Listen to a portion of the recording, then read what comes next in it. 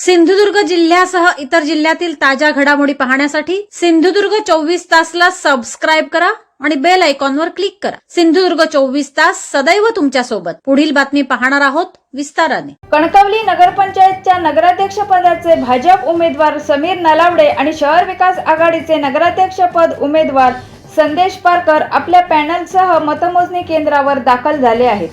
भाजपचे समीर नलावडे आणि शहर विकास आघाडीचे नगराध्यक्ष पद उमेदवार संदेश पारकर यांच्यात काटेकी टक्कर पाहायला मिळेल।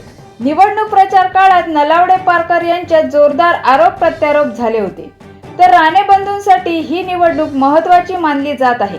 भाजपचा कणकवली हा बालेकिल्ला असून येथे शहर विकास आघाडी बाजी मारते का हे पाहावे लागेल।